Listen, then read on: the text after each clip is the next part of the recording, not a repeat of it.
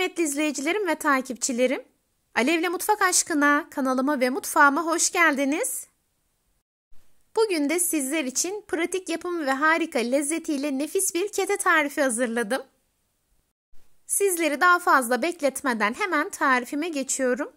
Hepinize iyi seyirler.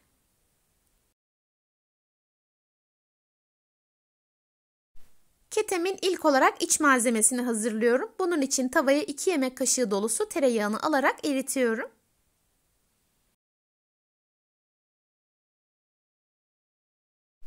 Tereyağı erimeye başladığı zaman içerisine 1 su bardağı un ekliyorum. Kısık ateşte sürekli karıştırarak unu biraz kavuruyorum ve kokusunun çıkmasını sağlıyorum. Sizlere de tavsiyem tarife ilk olarak iç malzemesini hazırlamakla başlayın. Çünkü sıcak kullanmanız halinde ketenizde hamurlaşma olacaktır. Unu yeteri kadar kavurduktan sonra soğuması için bekleteceğiz. O süre zarfında da hamurumuzu hazırlayacağız. Sürekli karıştırıyorum. Gördüğünüz gibi yavaş yavaş rengi dönmeye başladı.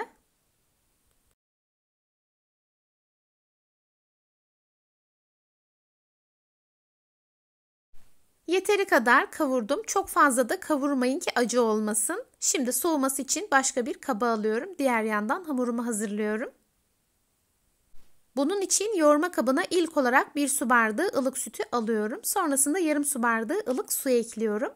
Tarifimde kullandığım su bardağı ölçüsü 250 ml. Sonrasında yarım paket instant maya ve 1 tatlı kaşığı şekeri ekleyerek güzelce çırpıyorum. İsterseniz çeyrek paket yaş maya da kullanabilirsiniz. Mayanın hızlı bir şekilde aktifleşip hamurunuzun güzelce kabarması için kullandığınız sütün ve suyun ılık olmasına lütfen özen gösterin.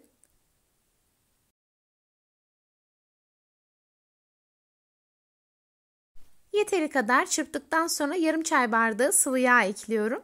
Tarifimde kullandığım çay bardağı ölçüsü 125 ml. Tarifim için 2 adet yumurta kullanıyorum. Yumurtanın akını hamura ekliyorum. Sarılarını üzerine sürmek için kenara alıyorum. Tüm sıvı malzemeleri çırpma kabına aldıktan sonra güzelce çırpıyorum. En son unu ve tuzu ekleyerek yumuşak bir hamur hazırlayacağım.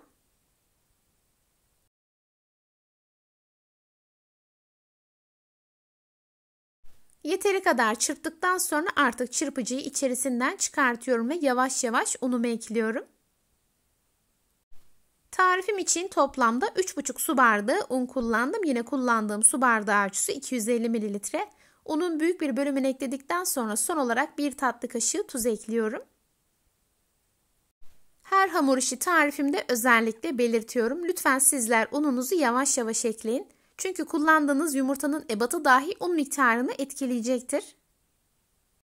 Bu arada tarifimde kullandığım tüm malzemeleri videonun altındaki açıklama kısmına ölçüleriyle birlikte ekliyor olacağım. Oradan da bakıp faydalanabilirsiniz.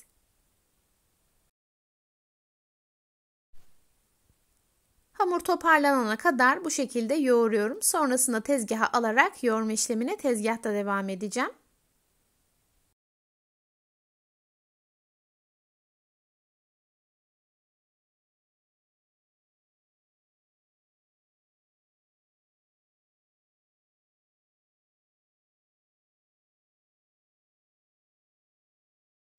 Güzelce karıştırdım ve hamuru toparladım. Şimdi hamuru tezgaha alıyorum. Yaklaşık 3 dakika boyunca yoğuruyorum. İyice yoğrulması oldukça önemli. Sonrasında bezelerimizi alarak o şekilde dinlendireceğiz.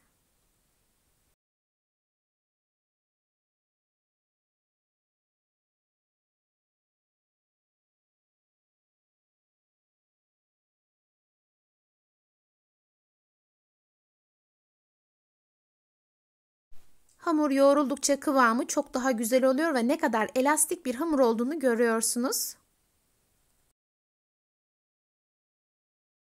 Yeteri kadar yoğurduğum hamurum artık hazır. Sizlere şöyle kıvamını da göstermek istiyorum. Şimdi bu yoğurduğum hamuru silindir haline getiriyorum. Böylece bezelerimi daha eşit alacağım. Sonrasında 8 eşit parçaya kesiyorum. Yani vermiş olduğum ölçüden toplamda 8 tane kete elde ediyoruz.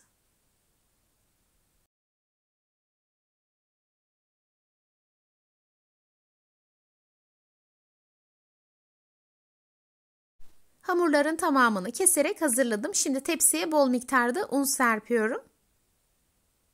Sonrasında hazırladığım hamurları yuvarlayarak un serptiğim tepsiye alıyorum.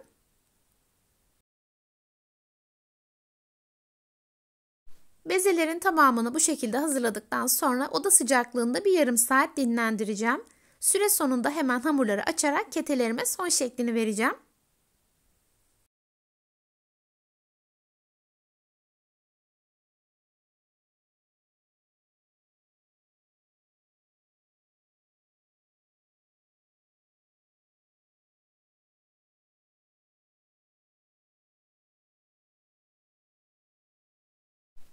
Sonuncu bezemi de yuvarlayıp tepsiye koyduktan sonra bezelerin üzerine de bolca un serpiyorum.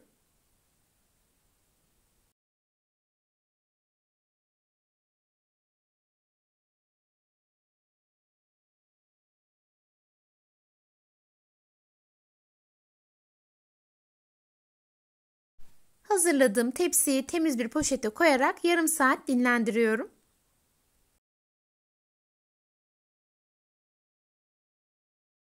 Yarım saatin sonunda bezelerim güzelce dinlendi ve mayalandı. Bir tanesini tezgaha alıyorum. Kalanları yine poşetle kapatarak kenara koyuyorum.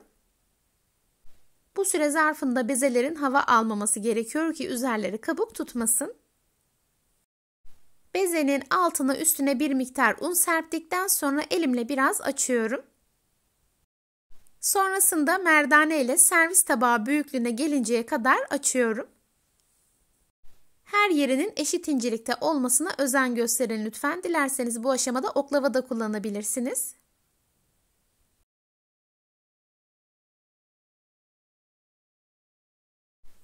Yeteri kadar açtığım hamurun her yerini sıvı yağ ile güzelce yağlıyorum. Kuru bir yer kalmamasına dikkat edin lütfen. Böylelikle hamurlaşma olmayacak ve tel tel olacak.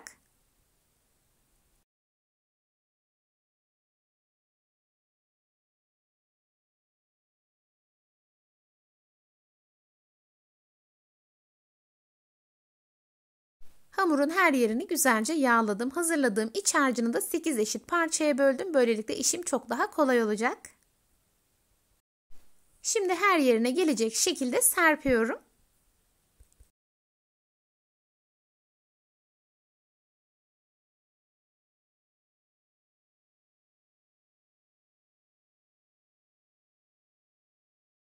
Şimdi rulet yardımıyla hamuru ortadan kesiyorum. Şimdi bir uçtan diğer uca hamuru rulo yapıyorum. Bu yaptığımız işlem sayesinde ketelerimiz kat kat ve tel tel oluyor. Gördüğünüz gibi hamuru büyük açmanıza gerek yok. Bu pratik yöntemle harika keteler yapabilirsiniz. Tamamen rulo yaparak hazırladıktan sonra uçlarını sıkıca kapatıyorum. Geniş kısmı yere koyuyorum. Üzerine de biraz bastırarak bu şekilde hazırlıyorum. Hazırladığım hamuru tekrar tepsiye koyuyorum.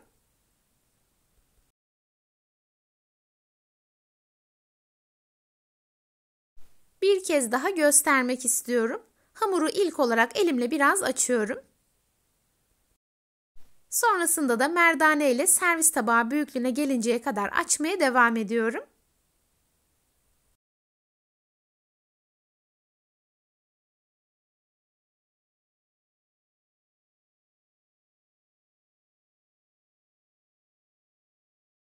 Yeteri kadar açtığım hamurun her yerini sıvı yağ ile ince bir tabaka halinde yağlıyorum.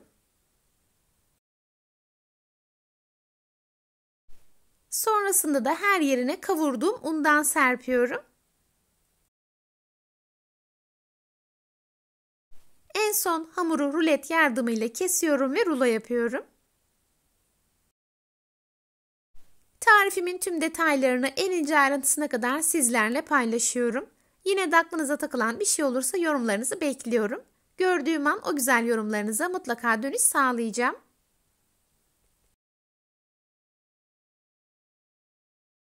Diğer bir taraftan da fırınımı 200 derece alt üst ayarı açarak ısıtıyorum. Ketelerimi hazırladıktan sonra hemen açacağım ve sıcak fırına koyarak pişireceğim.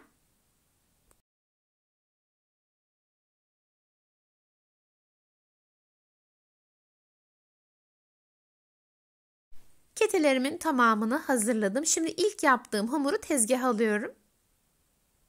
Çünkü diğerlerini yapana kadar o güzelce kabardı ve mayalandı.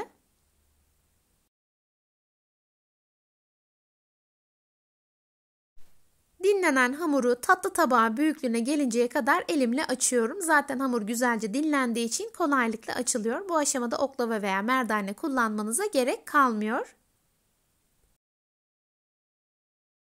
Yeteri kadar açtığım hamuru fırın kağıdı serdiğim tepsiye koyuyorum. Bir tepsiye toplamda 4 tane kete sığıyor. Yani vermiş olduğum ölçüden 2 tepsi kete elde ediyoruz.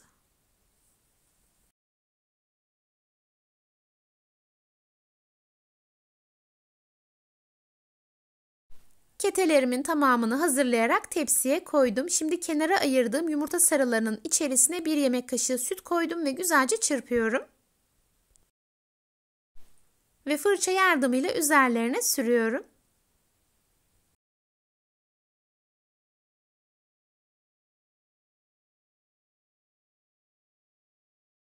Son olarak üzerlerine kavrulmuş susam serpiyorum.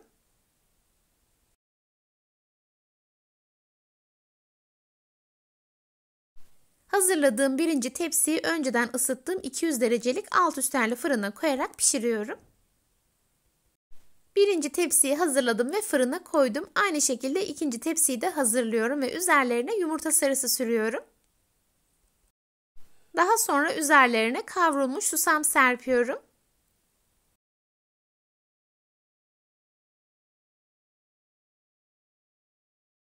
...25 dakikanın sonunda pişen ketelerimi fırından çıkartıyorum. İlk tepsim çıktıktan sonra ikinci tepsiyi de aynı şekilde fırına koydum ve pişirdim.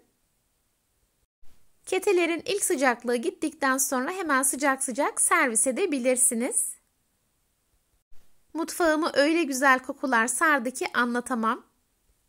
Gerçekten hem çok pratik hem de çok lezzetli bir tarif. İnşallah sizler de denediğinizde benimle aynı fikirde olacaksınız. Katları gördüğünüz gibi çok güzel. Sizler tarifimin son halini izlerken ben de sizlere veda etmiş olayım. Bugün yine çok güzel bir tarifimin sonuna geldim.